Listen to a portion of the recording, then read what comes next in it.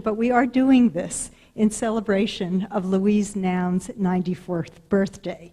And I want to give you a little background about how this event came about. A few months ago, a number of my colleagues and I were sitting around trying to decide how to commemorate Louise Noun's 94th birthday. And Louise doesn't like fluff. I think Louise would agree with me on that. Louise likes things with substance. And so we were about to walk into a meeting to talk about what we could do of substance to celebrate Louise's birthday. And just at the moment that we were about to go into this meeting, Peggy Patrick, who I think many of you know, or most of you know, who used to be assistant director here at the Art Center, popped into the office and said, "Susan, do you have a minute? I need to talk to you." And I said, "Well, Peggy, I'm just about to go into a meeting. I have 5 people waiting for me. Can we talk quick?" And Peggy said, "Well, I've got an idea for how to celebrate Louise's birthday." And I said, "Welcome to the meeting, come on in." And Peggy's idea, which she had talked to Louise about, was Jim Demetrion. Now, again, I know so many of you know and remember Jim Demetrion, who was the director here for 15 years. And I'm going to formally introduce both Louise and Jim. But I'd like to say a few more words about Jim, and of course thank Peggy Patrick for this marvelous idea that she had. Louise Noun is a mentor, a friend, a model to so many of us here in Iowa. I think any of us who are women really look to Louise as a model, and to thank Louise for all the work that she's done throughout her lifetime on behalf of women. Now, to spread the net wider, for those of us who love art and culture, we look to Louise in the same way. Louise has been a contributor to so much of what's good in Iowa, but I want to focus my remarks on what Louise has done for the Art Center in particular, just being a little bit self-serving here.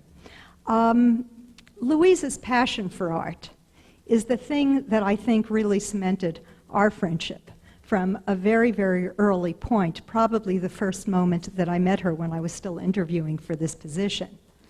When I went to see her collection on Floor Drive, I almost fell over. I had come from a background in constructivist art, and to see all of these major women Russian constructivists on her walls just absolutely floored me. I had no idea that a collection like this could exist in Des Moines, Iowa.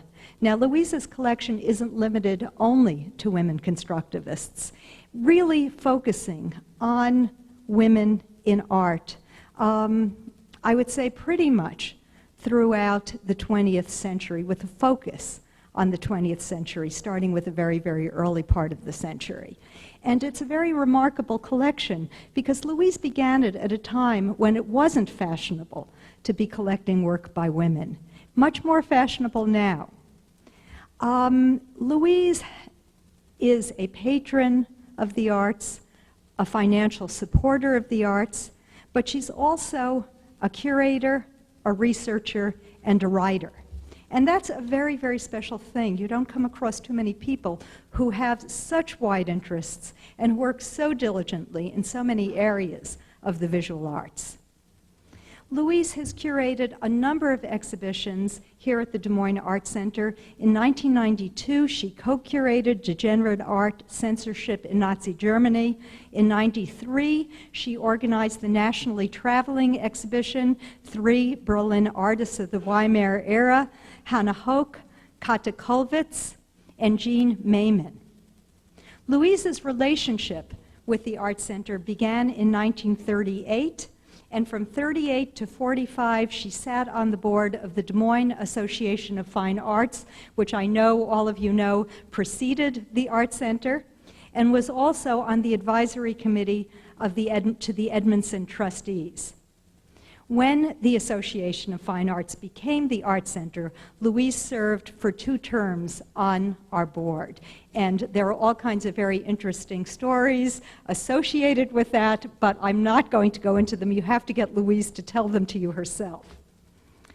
This year, Louise received the Iowa Arts Award for Lifetime Achievement, an award that was certainly very, very well deserved. And so, Louise, I want to thank you for all you've done for the arts and for Iowa.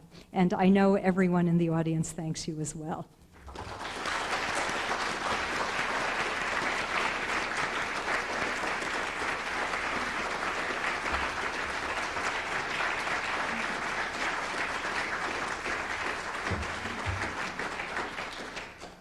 Now, I also want to introduce to you Jim Demetrion. And, you know, I've been here at the Art Center for 3.5 years. I'd say certainly for the first 2 years. It's just starting to end now. I have to say, I, like all of my predecessors, walked in his shadow. Luckily, Jim is just a little taller than me, so it wasn't as bad as it could have been. But Jim left such an enduring legacy at the Art Center that I think that no director will ever not be able to walk in his shadow. And because I can say for myself, I love Jim so much, it's a shadow that I'm very, very happy to walk in. Jim began his career as a curator. Jim began his career like I did, as a public school teacher, although I never taught driver's ed as Jim did. I taught junior high school art in New York City after the race riots, but that's also another story. But Jim taught driver's ed, among other subjects, and then finally worked his way into the world of museums. He began his career in museums as a curator and then as director of the Pasadena Art Museum. In 1969, he left Pasadena to come to Des Moines and served as director here for 15 years until 1984. Jim's mark can be seen everywhere in our collections. I would say that so many of the masterpieces that this institution is known for came to us during Jim's term as director. The Art Center is known not for its vast holdings, but for having the 1 or 2 works by any given artist that are considered defining works of an artist's career. And I think that for that, Jim needs to be very heartily credited. Jim was responsible for bringing works by so many artists to this institution. Artists like Francis Bacon, Joseph Cornell, Richard Diebenkorn, Dubuffet, Giacometti, Jasper Johns, Mark Rothko, and Frank Stella. These works defined these artists' careers and also defined the Des Moines Art Center. You can also see major works throughout the private collections in Des Moines. And so many of the people who collected those works tell me time and time again that if it weren't for Jim Demetrion, they would not have become collectors. Jim also organized numerous exhibitions while he was at Des Moines, and another part of his legacy that I'm particularly grateful for is the fact that he was not only director, but director and curator as well. And that legacy remained because curating is my passion. I'm also so grateful to Jim for establishing this precedent. Many directors now are business managers and don't curate. And I think that the idea that it's important for a director to remain passionate about and working with art and artists is an idea that was so critical to Jim's tenure here at the Art Center. He created numerous exhibitions while he was in Des Moines, exhibitions on artists ranging from Giorgio Morandi to Egon Schiele to Paul Klee, from American painting 1948 to 73 to European art's post-war years. In 1984, Jim, very sadly for us, well, not for me so much, I must say, but for the community, left to go to the Hirshhorn Museum in Washington, D.C., where he served as director until his retirement last October. His mark on the Hirshhorn was just as indelible as his mark on the Art Center. He acquired over 300 works in 17 years, with major acquisitions and exhibitions by artists such as Dubuffet, Francis Bacon, Stanley Spencer, and most recently Clifford Still. Now, I can't end on this very serious note and have to tell you a few more personal things about Jim Demetrion. He's on numerous committees and advisory boards. And when he wrote to our education director who organized this event, Jill Falaja, he wrote that he was also on the committee to eradicate capital letters, since he only writes in small letters. He also eats no vegetables that are not monosyllabic. No broccoli, no cauliflower. However, he does eat hamburgers and Snickers bars. In fact, to mark Jim's departure, the Hirshhorn staff dedicated the basement room that houses the vending machines as the James T. Demetrion snack bar. And so, Jim, you can stop pacing and come on down and give your talk, but I want to present to you a small token of our appreciation for coming back to the town that loves you best. Jim, thank you. That's the black one. Oh, no, I got the wrong one.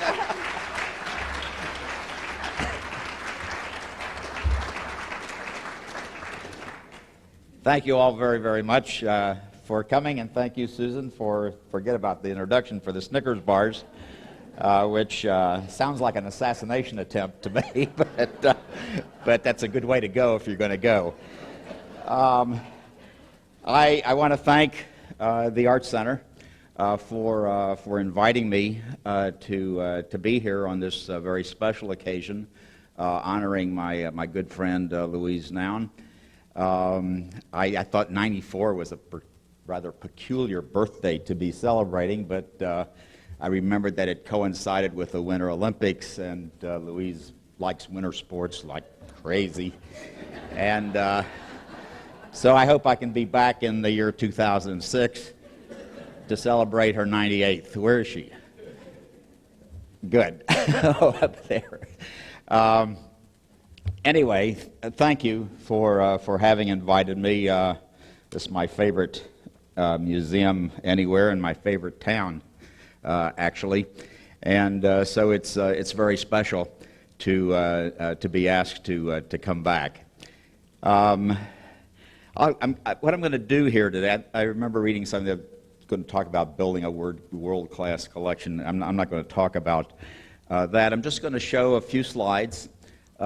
Just a few anecdotes. I'll apologize beforehand because I think some of you will have already heard some or most of them.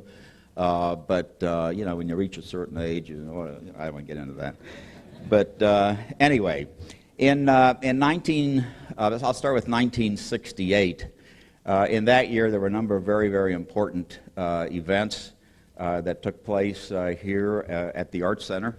This wing, the Pay Wing, was completed in that year, and this terrific auditorium is a significant part of it in the sculpture court, and Pay got an awful lot of attention for it and for another building he had built in Syracuse. And I remember Carter Brown, the director at the National Gallery at the time, and Paul Mellon coming to visit here and looking the place over. And as you know, they selected Pay for the East Wing at the National Gallery, in part by being impressed by what had been done here.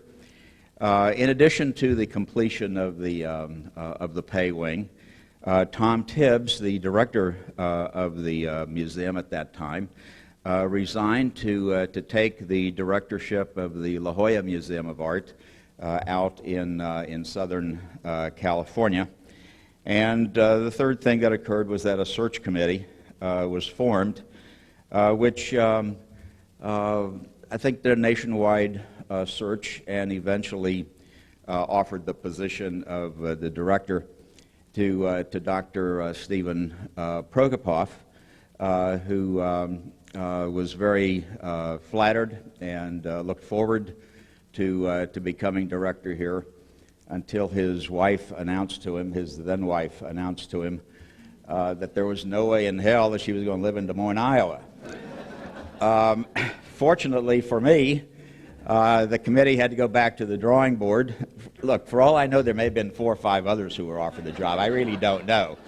But anyway, they went back to the drawing board. Watson Powell came out to California to see me, and from what I heard from various sources, was duly unimpressed. But but you know, when you're scraping the bottom of the barrel.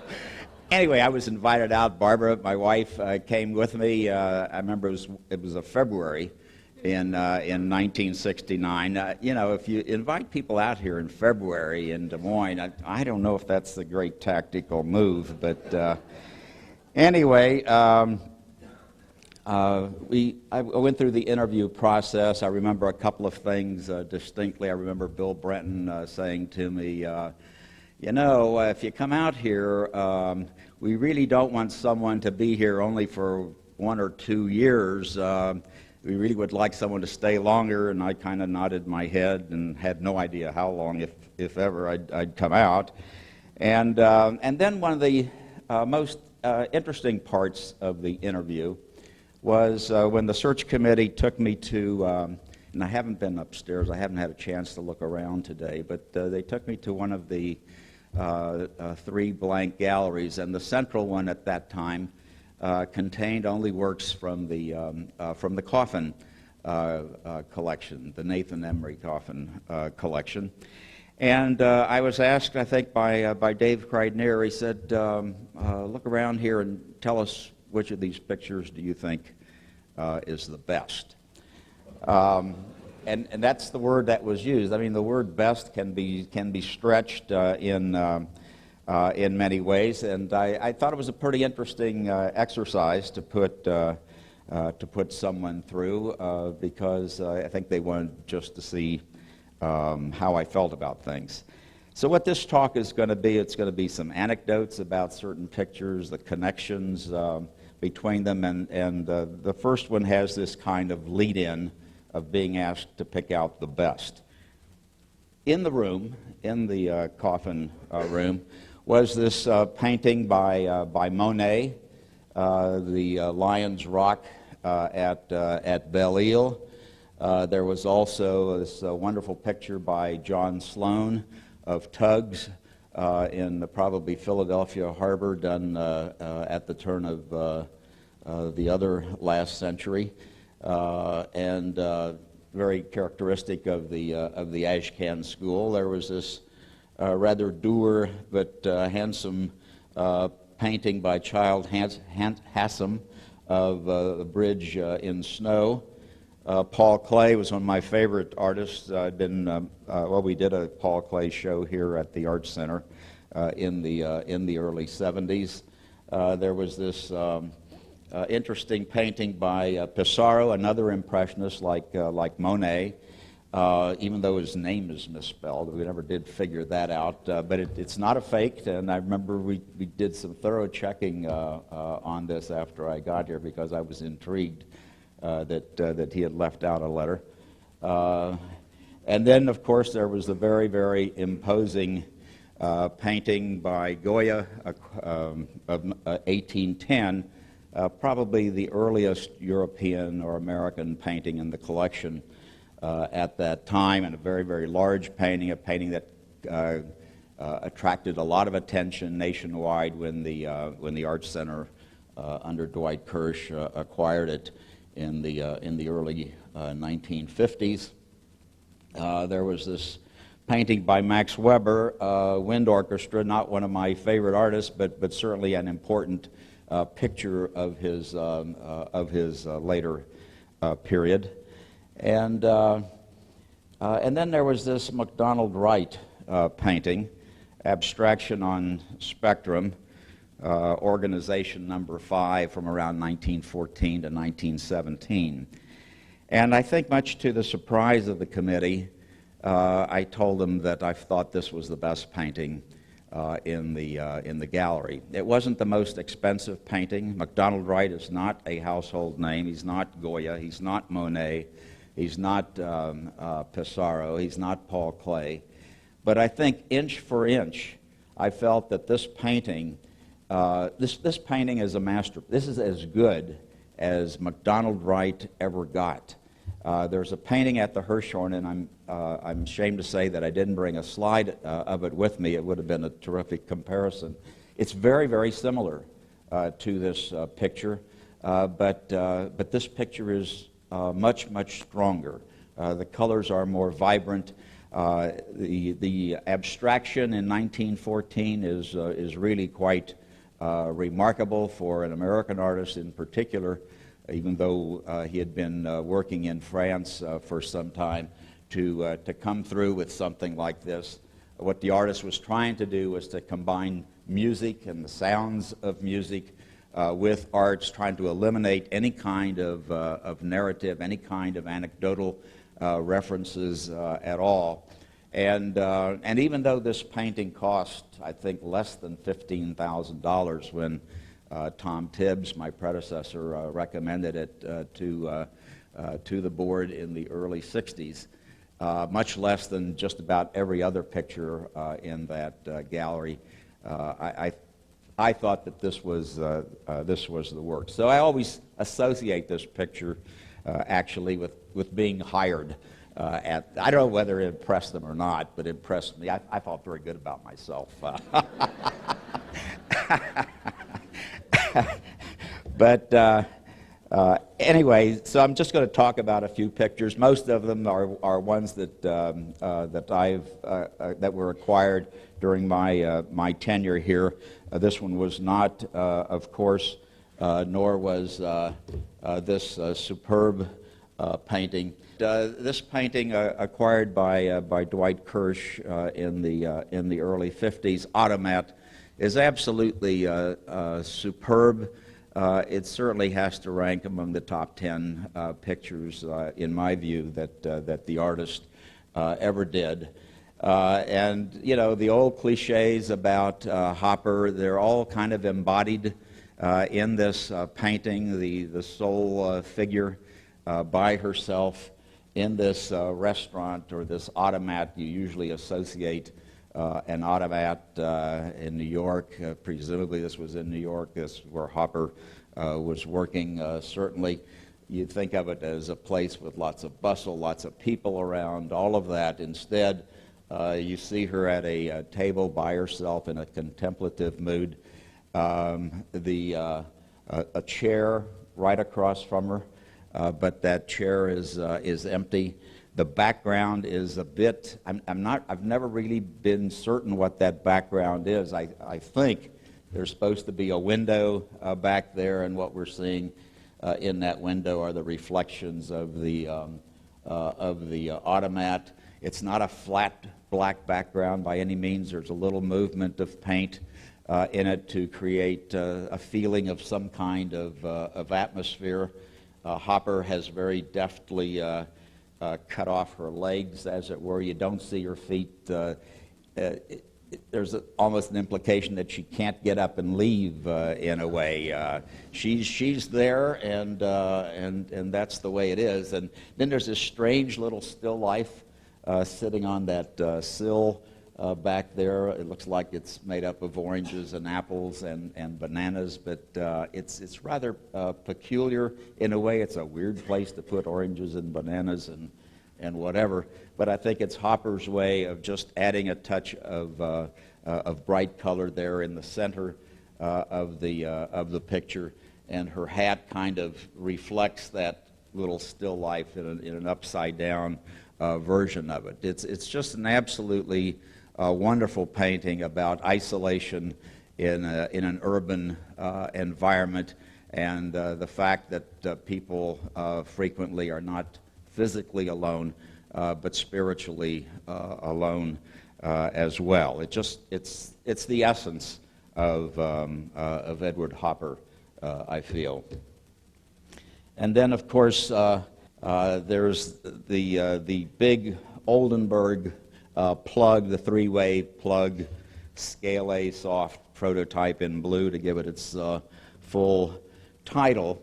And you see two views of it. The one on the right kind of emphasizes the face-like feeling of this plug, whereas the one on the left kind of shows this big oafish body on these wobbly legs, barely able to walk, as it were, across the podium. I think this work kind of resonates with me because it was really it grew out of a visit that Oldenburg paid to the Art Center in 1971 on New Year's Day.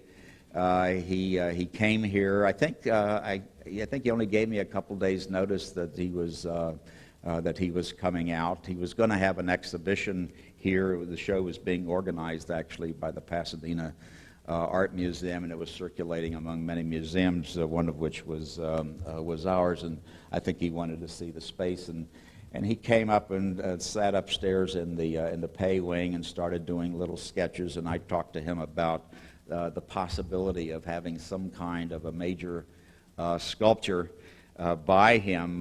There was nothing in the community at that time, and he said, "Well," he said, "I have some ideas." And I said, "Well, fine." I said, let's talk about them at some point after you've kind of formulated them. But I want you to know that this is not a commission. We may not follow through on this. We may do something else, but I am eager to recommend something to our board for an acquisition. And he came up with this. He was taken by the space in the upper level of the pay wing, a very dramatic kind of space, but felt that the viewer, that the visitors walking into that space had kind of an automatic reflex to look up toward the ceiling of that very dramatic space that Pei had designed. And what Oldenburg was thinking was to bring the level of the viewer's eyes downward.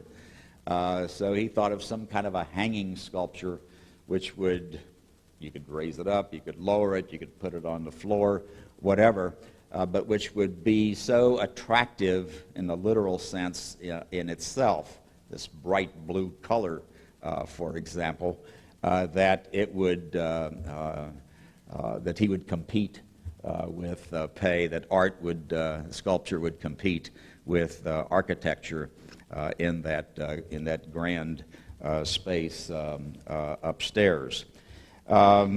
Subsequently, the Art Center acquired this piece. We also acquired, through a very generous gift from Anna Meredith, this cardboard clothespin that you can't see it in the slide, but it has drawing on it. You feel the artist's hand moving over this. It's not metal. It's a real substitute. There's an airiness actually to it, and as I think many of you know, in Philadelphia, he created, I think it's I have to check on this, I think it's a 30-foot version of this sculpture in downtown Philadelphia. And then, in addition, let's see, he had done this watercolor of this clothespin back in 1967. This is a second version of another watercolor that he had done. An absolutely beautiful piece, very airy. There's few strokes there in the background. All this business here is just a feeling of atmosphere, a feeling of air, a feeling of putting this particular object into some kind of a natural setting, and then this bright yellow color that he did with it. It's often been said that Oldenburg's works can be quite phallic in nature, and yeah, that's true.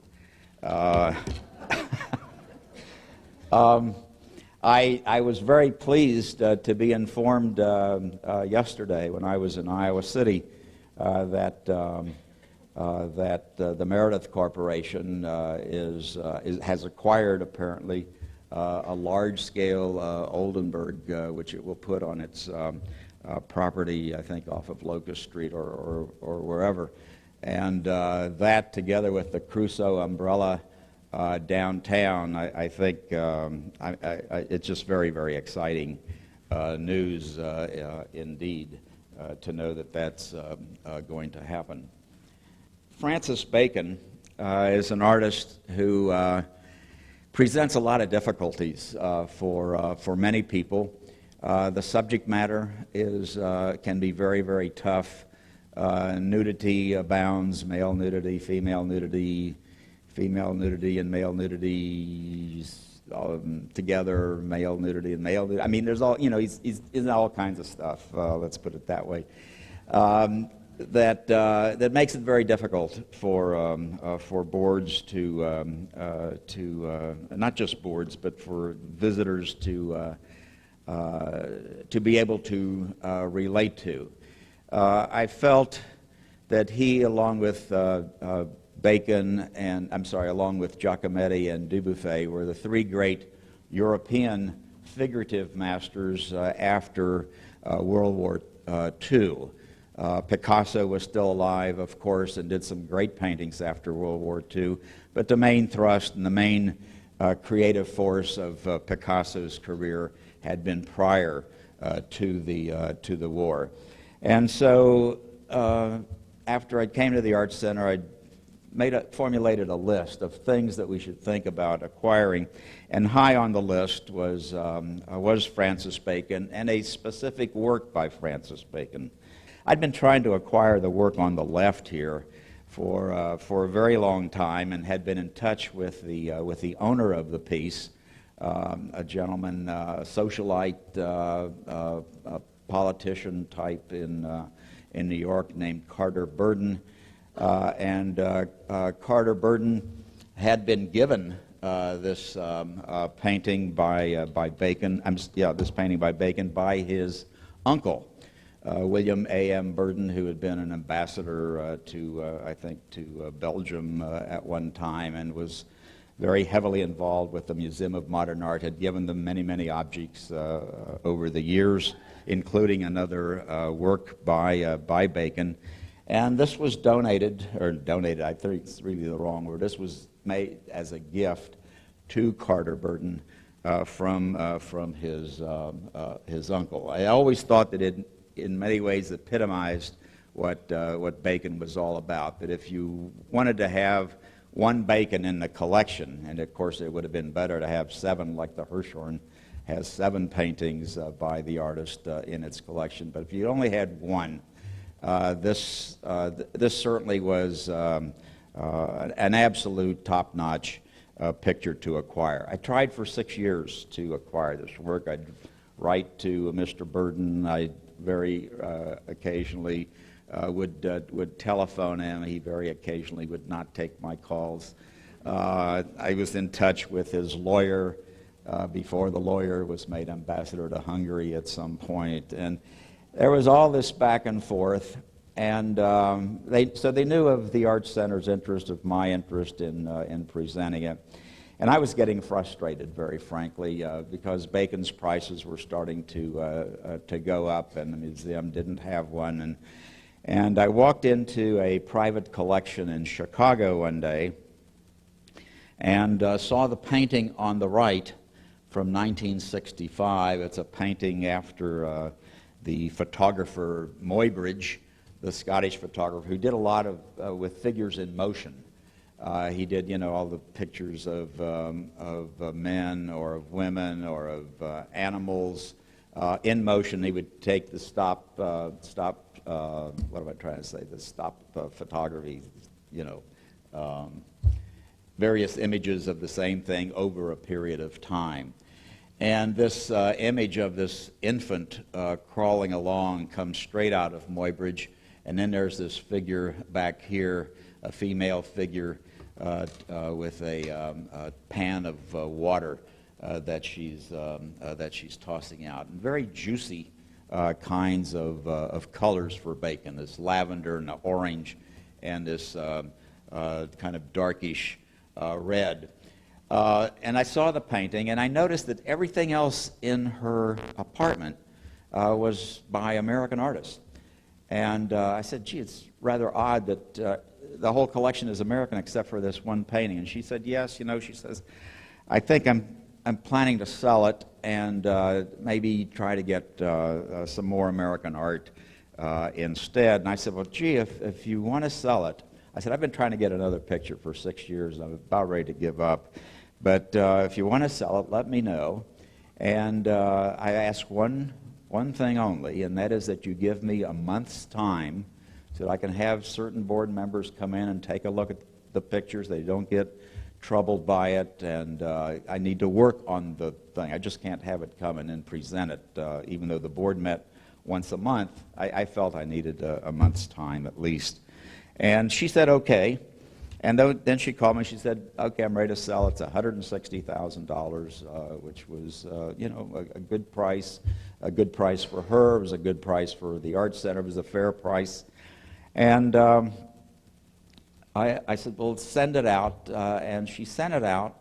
And she said, when's your next meeting? And I told her. And then time went by, and it didn't come. And finally it arrived 3 days before the board meeting. And I called her up and I said, Helen, you'd promised me a month on this, and you give me 3 days. I don't feel comfortable in offering it this quickly. I really need to talk to some people about this. And she said, okay, your board meets again in another month. That'll be fine. About a week after that, I got a call from Carter Burden's lawyer. He says he's going to sell the picture. He's going to sell this picture on the left. And I said, my God. I said, fantastic. I mean, there's no doubt in my mind which way I wanted to go. I wanted to go with both of them, but we didn't have the dollars by any means at that time. And I asked about the price, and very honestly, I've forgotten the exact price, but I think it was $325,000, and he wasn't going to come down a dime on it. In other words, it was just about literally twice the amount of the painting on the right. The painting on the right measures 78 by 58 inches. The painting on the left measures 60 by 46 inches.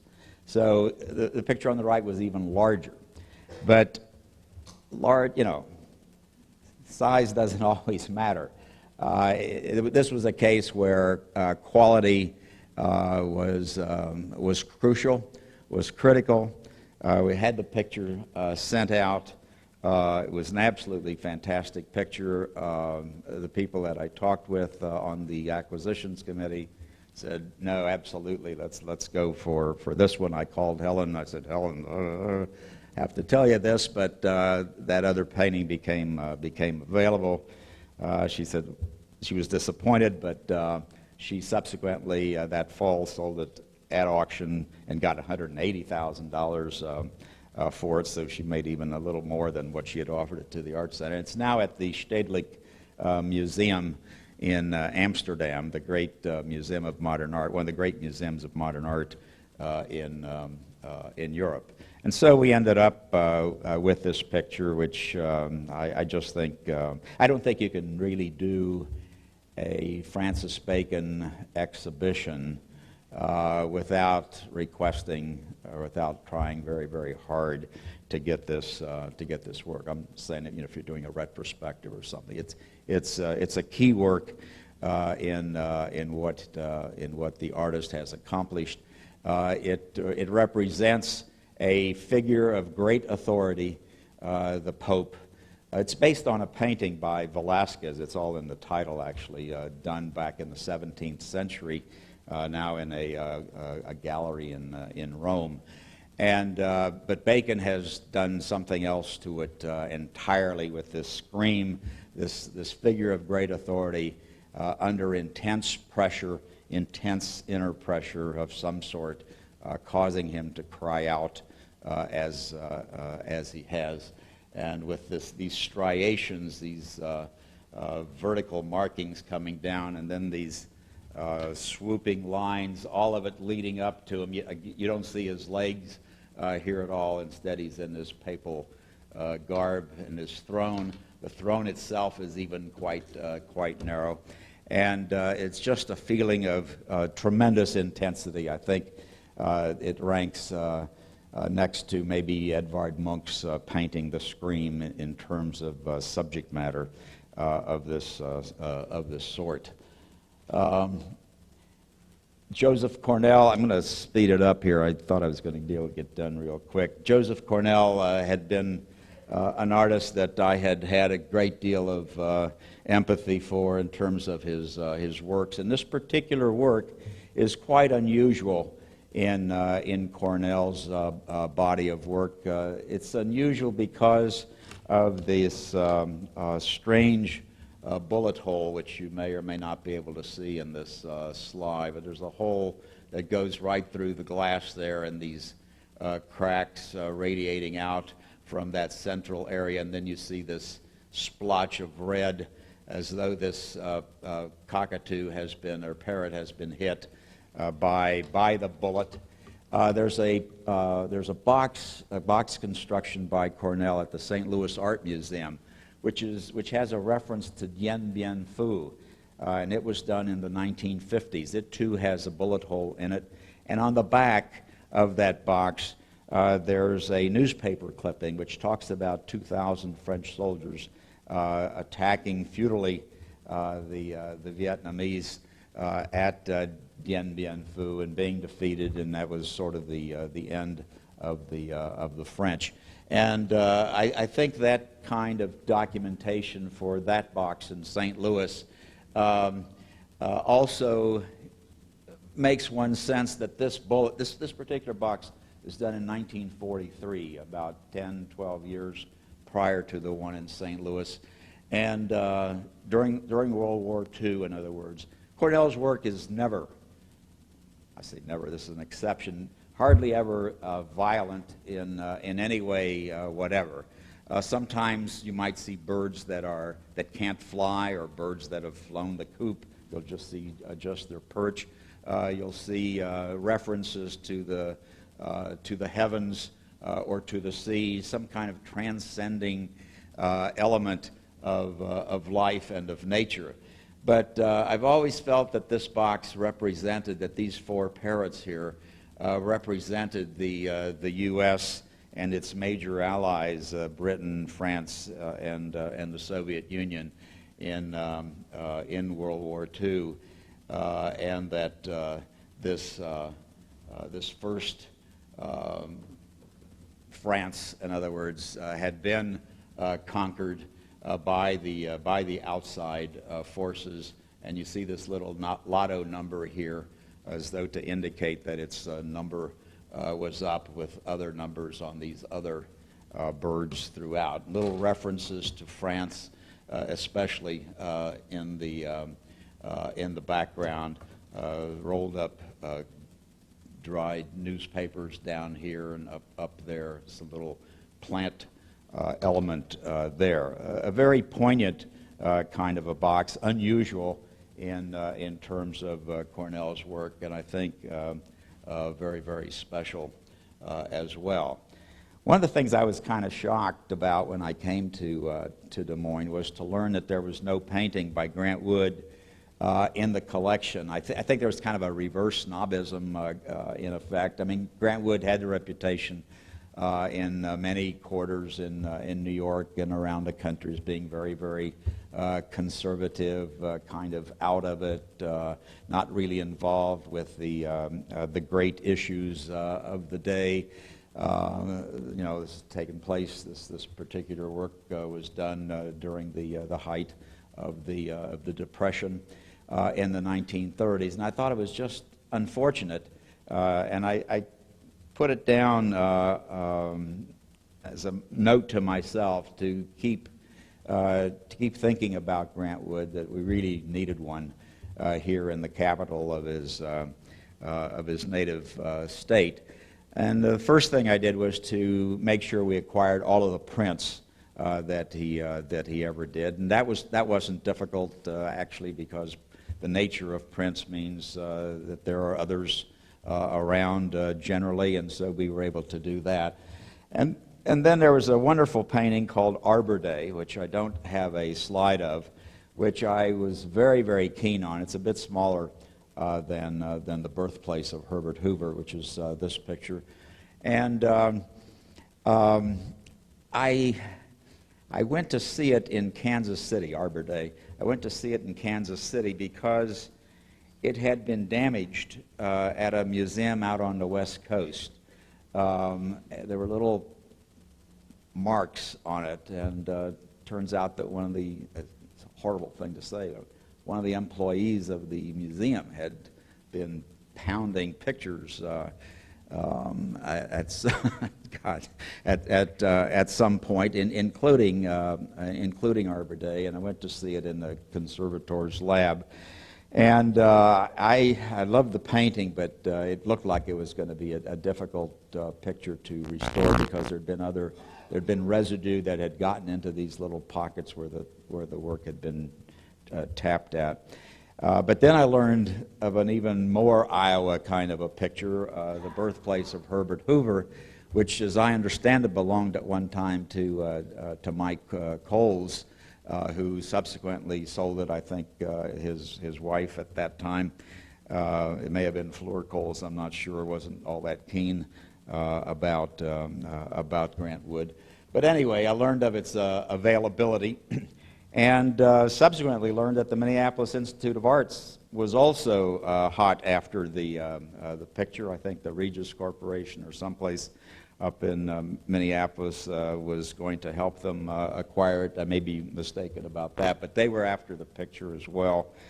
And we both learned of it, and Sam Sachs, the director at the Minneapolis Institute, called me up one day and said, he said, you know, maybe we should buy this picture together and move it back and forth between the two museums. It's a stable picture. The movement shouldn't hurt it, according to what the conservators were saying. And so we did that. We agreed, and we acquired the picture together. I had proposed a similar joint ownership of a work of art a few years before that with the Walker Arts Center, when Jasper John's ale cans came on the market, and I proposed it to Martin Friedman, who swears he doesn't remember the phone call, but I swear I do, that we buy it jointly.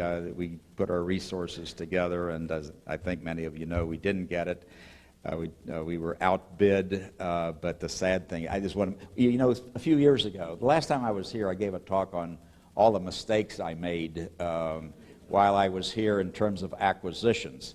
That was a very, very lengthy talk, and you know, to this day, you know, you always remember the ones that got away. There's a picture by Frida Kahlo that I won't get into at this point, Louise. But there are certain pictures you just always remember. Anyway, we did get our Grant Wood. The picture goes back and forth between the two museums every couple years, and even though we have it half the time here, I think it was really an important picture to bring to this institution. Finally, I want to bring up this picture because it has a very, very definite and very, very close relationship with Louise Noun, whom we're here to honor today. This picture came about because of Louise's close friendship with a former music teacher here in Des Moines, a woman named Edith M. Usry. And Miss Usry passed away, and she bequeathed a significant sum of money to the Des Moines Arts Center in memory of her parents, with the proviso that the museum buy with these monies that she was leaving us art not commonly called modern, was the way the will put it. I suspect I know the reason for that, but maybe a look at the bacon and a couple other things may have frightened her off. But I certainly sympathize with it, and very frankly, I thought this was really quite wonderful because it did offer us an opportunity to think in another direction. We did acquire a quite beautiful drawing by Edward Burne-Jones, kind of a pre-Raphaelite or post-pre-Raphaelite British artist, very delicate, really ethereal and quite absolutely lovely picture. We also acquired a painting called The Jack of Hearts by John Frederick Peto. Let's see if I can cough it up here. Yeah, there it is. It's a bad slide of it. It's not the world's best picture that I ever bought for the Art Center, but it's a lot better than this slide would imply. It's not totally finished. I had seen the painting in a private collection in New York, and the woman owned this. It was a very eclectic collection that this woman owned. She owned Egon Schiele watercolors, fantastic Prendergast watercolors. She had a Cambodian sculpture that was just breathtaking, some superb African art. She had this Peto, and she had an absolutely stunning Harnett. Very, very hyper-realistic art painting done about the same time as the Peto was. And I tried to acquire it. She said she would not sell it. Needed to keep it in her estate, but was willing to sell the Peto. And so we acquired the Peto. It wasn't cheap, but it wasn't horribly expensive either. And then leafing through Burlington Magazine. Burlington Magazine is kind of a scholarly publication out of England, and I saw this advertisement in black and white of this painting by John Singer Sargent of the Pelerin children, and it looked absolutely stunning just in black and white. And I brought it to Louise's attention, and she was very, very enthusiastic about it as well. I couldn't find a color reproduction of the work, and it was important to see it. I was tied up with a number of things here at the Arts Center, and I urged her to go to London, where the work was going to be sold at auction, to take a look at the picture, to let me know what she thought, to get a kind of a condition report from the people in charge there, and see what we could do about it. And she did go to London. She called me, she telephoned me. She was even more enthusiastic than before.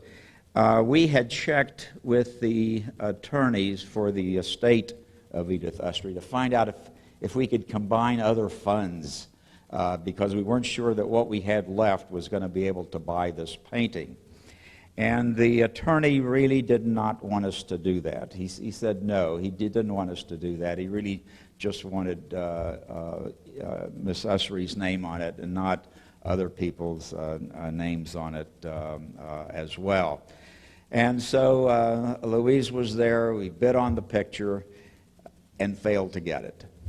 And it was a really crushing blow because it was such a knockout painting. Afterwards, we did some exploration, found out that the painting had been acquired by a consortium of 3 American dealers, and it turned out that one of those dealers had his chief assistant was a former college classmate of mine who at one point was curator of American art at the Detroit Institute and LA County Museum and a couple of other places. And he talked with his bosses.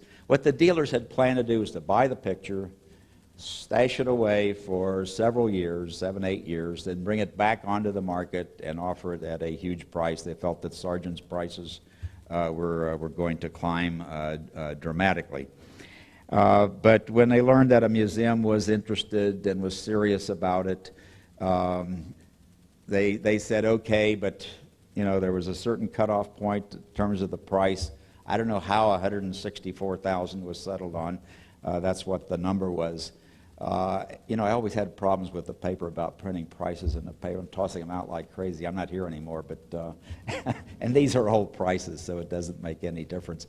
But we got permission, and when I say we, Louise got permission from the attorney for the Usry estate to allow us to add other funds to this, so that we got some funds from Mrs. Madsen. We got some funds from Anna Meredith as well, and consequently we were able to buy the painting, and I think it continues to be one of the more popular pictures here at the museum. It certainly was at the time that I acquired it. That's really all I have to say, except that I want to end all of this by thanking Louise for her friendship all of these years to me. Happy birthday.